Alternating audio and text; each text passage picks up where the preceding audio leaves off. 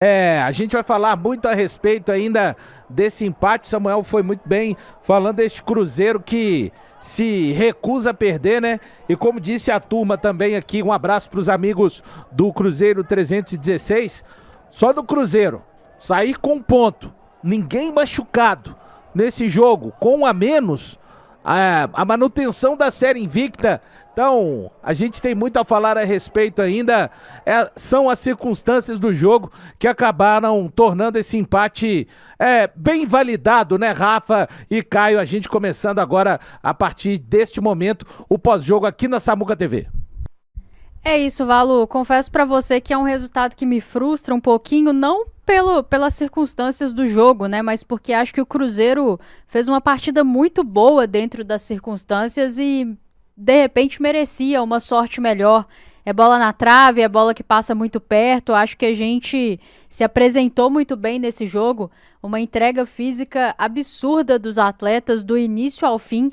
É impressionante a partida do Wanderson. Achei que o Bolassi também entrou muito bem no segundo tempo, entendendo aquilo que o jogo exigia, né? Marquinhos poucos minutos, num momento em que já não tinha jogo, né? Também entrou bem. Mas acho que fica a frustração porque entendo que o Cruzeiro foi melhor que o Vitória, tá? Inclusive, não sei a sensação do Caio, mas para mim no segundo tempo, vendo o jogo, em nenhum momento me pareceu que o Vitória estava com um atleta a mais. Me pareceu um jogo muito franco, muito equilibrado e isso comunica com o nível de entrega física principalmente, mas também tática desse time do Cruzeiro, que batalha demais, né? Então é realmente um time que tem atitude e que busca o tempo inteiro o resultado. Hoje não veio e acho que muito em função das circunstâncias. É impossível não falar desse gramado, né? E aí a CBF tem que olhar com mais cuidado para o produto dela, né? E com mais cuidado para as pessoas que estão trabalhando. Hoje a gente teve uma fatalidade aí, um atleta que vai perder a temporada, sabe-se lá quando vai voltar a trabalhar, em função de algo que poderia ter sido evitado, né? Que é um gramado melhor, adia-se o jogo, sabe-se lá o que se faz, mas é inadmissível num campeonato com premiações tão, né, tão altas, com tantos patrocínios, o maior campeonato do país, um país que respira futebol, permitir esse tipo de coisa. Então acho que hoje o Cruzeiro foi muito prejudicado pelo contexto. Não vou ficar questionando muito a expulsão do Eduardo. Sei que tem gente que concorda, gente que não concorda. Preciso pegar a regra para ler direitinho para entender se realmente foi excessivo o cartão vermelho. Mas, em linhas gerais, achei o critério da arbitragem bem confuso, tá?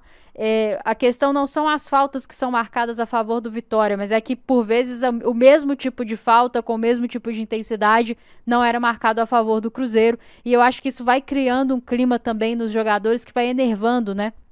Vai enervando os jogadores e isso atrapalha demais. Às vezes não aparece tanto quanto um pênalti mal marcado, um gol mal validado, mas isso aí vai minando o jogo. Muitos cartões amarelos do lado do Cruzeiro, bem menos aí do lado do Vitória, tendo em vista a quantidade de faltas, né, que a equipe do Vitória fez. Então, assim, em linhas gerais, acho que acaba ficando de bom tamanho pela manutenção dessa série invicta do Cruzeiro no campeonato e por todo o contexto, pela circunstância de estar com um jogador a menos, pelo gramado que prejudicou demais a equipe do Cruzeiro, mas para mim inevitável não ficar com um gostinho de frustração, porque sinto que o que o time mostrou hoje evidencia que em condições normais teria plenas condições de buscar os 3 pontos hoje no Barradão.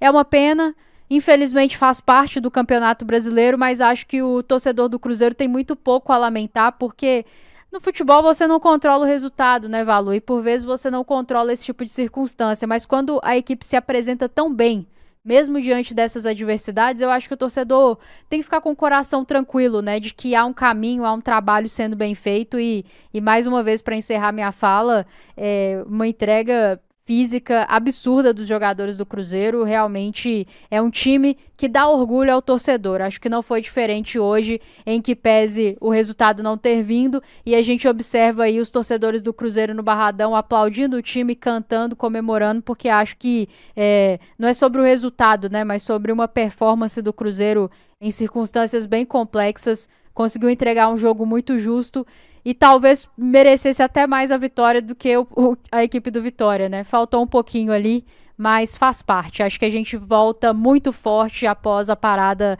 para o Super Mundial.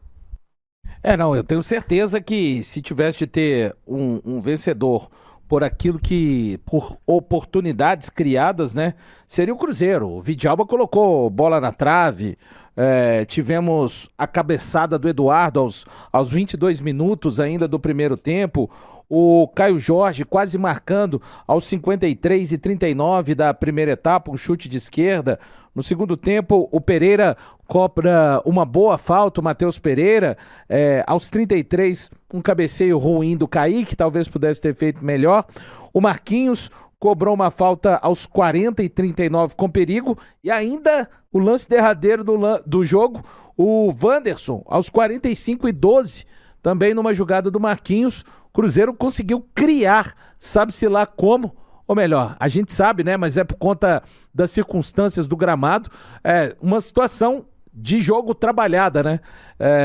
Para criar possibilidade desse jogo contra o Vitória. É um jogo onde a gente acaba por analisar muito mais um time que, mesmo diante de um momento que não poderia praticar futebol, não se desorganizou dentro de campo, né, Caio Fábio? Não ficou O Cruzeiro não entrou na bagunça que o campo convidava de uma maneira muito forte a se transformar essa equipe. E tanto que não se transformou, que acontece a expulsão aos 44 da primeira etapa, e o Cruzeiro, para mim, sofre muito pouco no segundo tempo. Bem dizer, não tem um milagre, não tem uma defesa difícil do Cássio, não tem nada disso, né? Com um time que teve um a menos, mesmo com um campo impraticável, pelo contrário. O Cruzeiro criou possibilidades na segunda etapa, até mais do que no primeiro tempo, óbvio, porque eu digo isso porque no primeiro tempo jogou a sua maior parte com 11 atletas, mas um time que não entrou na desorganização que o campo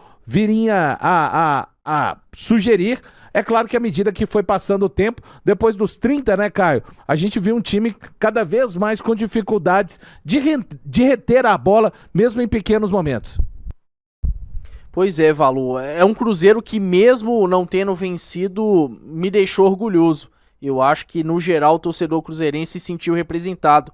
Esse time do Jardim tem muito brio, né? Muita personalidade, é impressionante. Do início ao fim foi um time forte, resiliente, guerreiro.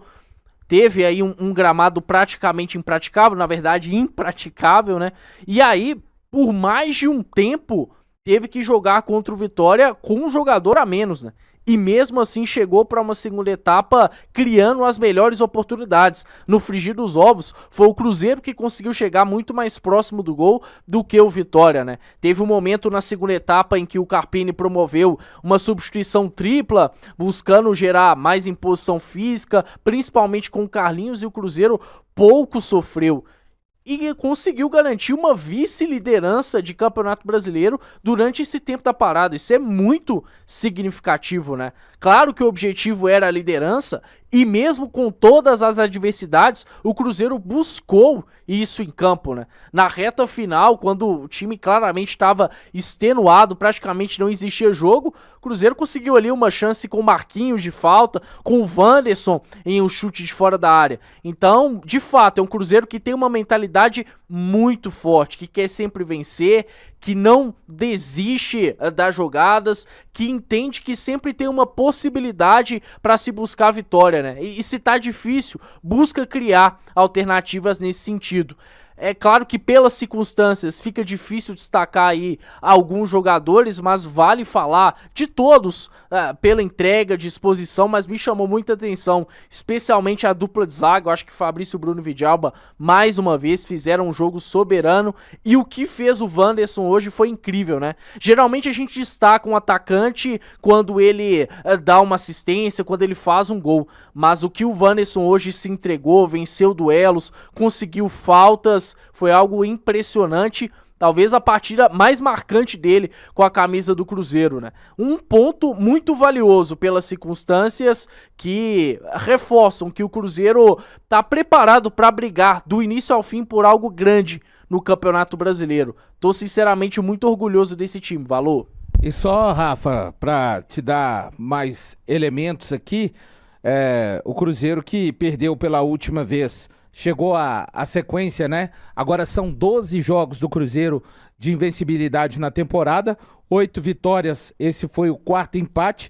A última derrota do Cruzeiro foi contra o Palestino no dia 24 de abril, 2-1, e a última derrota do Cruzeiro no Brasileiro foi no dia 20 de abril contra o Red Bull Bragantino. Pois é, vocês falaram de um time que se recusa a perder e parece ser isso mesmo, né? Acho que numa circunstância hoje em que tudo estava contra, né? A partir do momento que você entra em campo e o gramado tá como tá, e a chuva que não para nenhum minuto, você tem uma expulsão ainda no primeiro tempo, todo um contexto desfavorável ao seu jogo e mesmo assim uma equipe que segue muito concentrada, muito compacta, os atletas se ajudando demais, né? Chegou um determinado momento ali do segundo tempo que não teve mais jogo, fica difícil da gente falar de aspectos táticos, mas enquanto foi possível, vi um Cruzeiro que tentou pressionar e forçar o erro do Vitória ali no campo de defesa do Vitória, assim recuperou boas bolas no primeiro tempo, criou boas oportunidades e aí foi muito prejudicado pelo gramado, que ora a bola corria demais, ora corria de menos. Mas ainda assim, teve talvez as melhores oportunidades do jogo, né? As oportunidades mais claras de abrir o placar. O Vitória no segundo tempo acho que cresceu depois das mudanças do Carpini, mas ainda assim, a maioria das suas finalizações sem tanto perigo. E acho que isso comunica muito com a partida que o Cruzeiro fez, né? No momento defensivo muito forte. O Caio até se quiser me corrigir, mas eu achei que o Cruzeiro no segundo tempo estava se defendendo ali num 4-4-1, Bolassi no momento defensivo, né, e o Bolassi um pouco mais à frente, mas um time muito compacto, um time que realmente muito solidário, os atletas correndo demais, como eu falei, para mim, na maior parte do tempo, não consegui perceber pelo que era o campo, que o Cruzeiro estava com um atleta a menos e isso tem muito a ver com essa doação, né, física e tática desses jogadores e aí, hoje não tinha como, né, a gente tem atletas no aspecto técnico, assim, vivendo excelentes momentos, mas fica muito difícil num gramado como esse, numa circunstância como essa, a técnica prevalecer.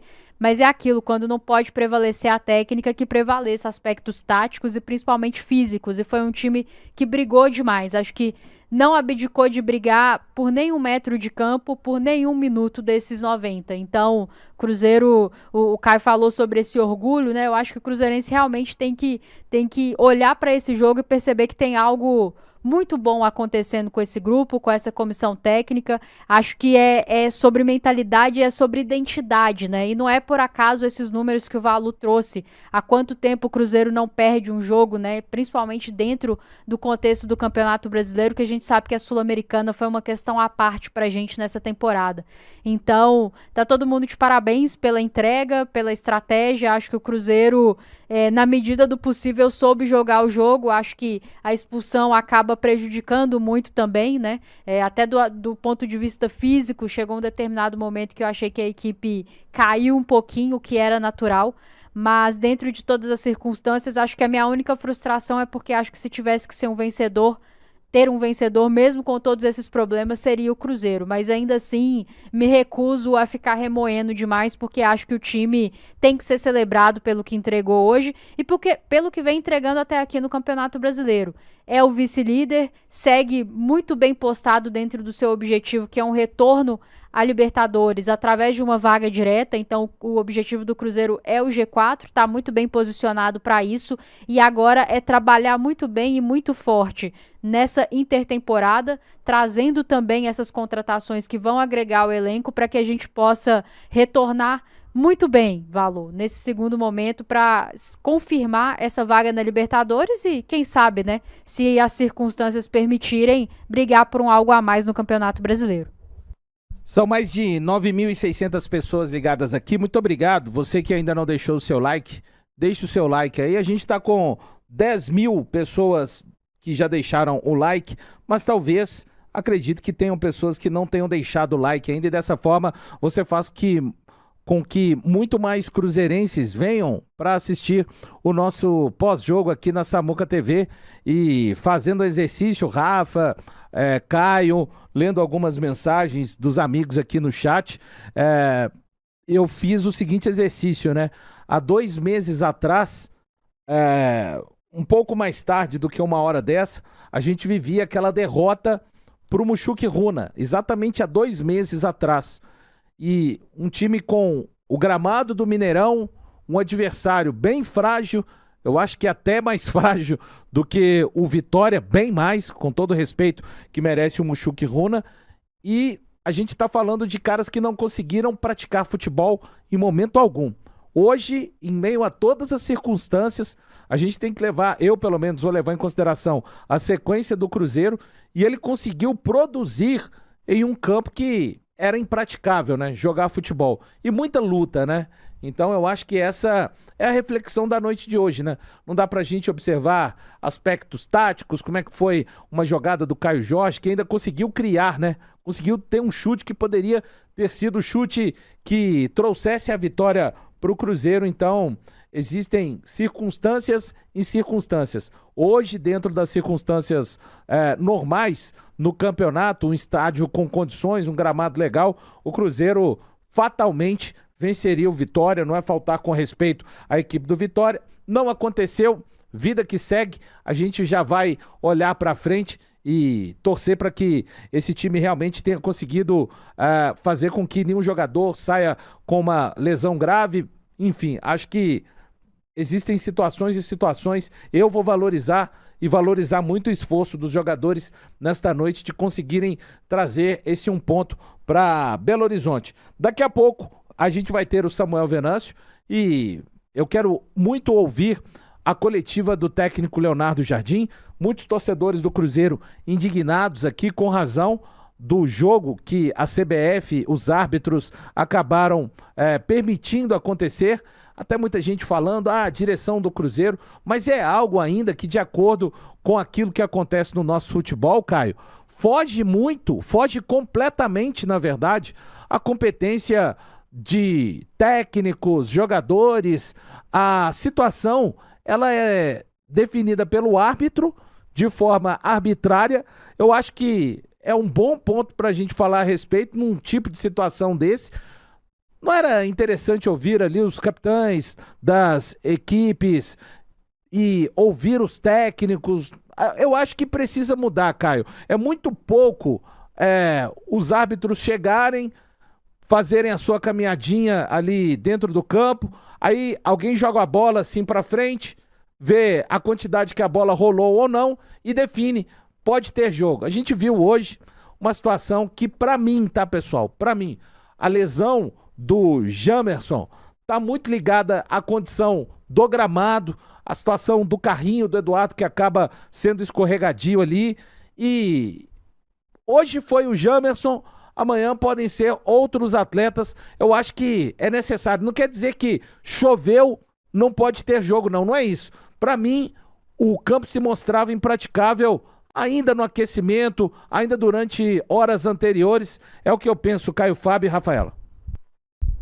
É o que também penso, Valor. Acho que por 2 aspectos muito claros. Primeiro, porque as autoridades responsáveis são incompetentes. Isso está mais do que provado no futebol brasileiro. E também porque elas não jogam, né? Nessas condições, os jogadores, aqueles que sempre devem ser os protagonistas em campo, precisam ser ouvidos.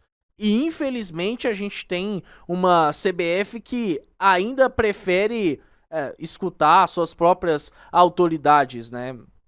Por isso que o principal produto, que é o Campeonato Brasileiro, é tão questionado ano após ano. Não melhora, não evolui. Por conta desse tipo de coisa. Acho que os jogadores precisam ter mais espaço também nesse tipo de situação. Claramente, o que aconteceu com o Jamerson foi algo que o gramado interferiu. Não ocorreria a queda dele se não tivesse a falta, claro, mas eu duvido bastante que ele teria um movimento tão brusco na perna se fosse um outro tipo de gramado, né? E, bom, agora vai perder a temporada e aí, como ficam as coisas? Vai ficar por isso mesmo? Infelizmente parece que vai, né? A tendência é essa, a gente tem que ser sincero, porque é uma CBF que cada vez mais quer cumprir o seu calendário a qualquer custo, quer que seus jogos venham a ser transmitidos nas datas respectivas sem ter nenhum tipo de sensibilidade para com os atletas, para com os grandes protagonistas do jogo, né? E infelizmente a gente teve essa partida ou essa pseudo partida hoje no Barradão, muito por conta disso, né? Mas falo com dor no coração, porque até agora eu tô muito com a imagem do Jamerson na cabeça, não consigo dissociar isso ao gramado, e para além disso, não acho que a gente tem alguma perspectiva de mudança, não é uma mudança de gestão na CBF que vai alterar isso, infelizmente.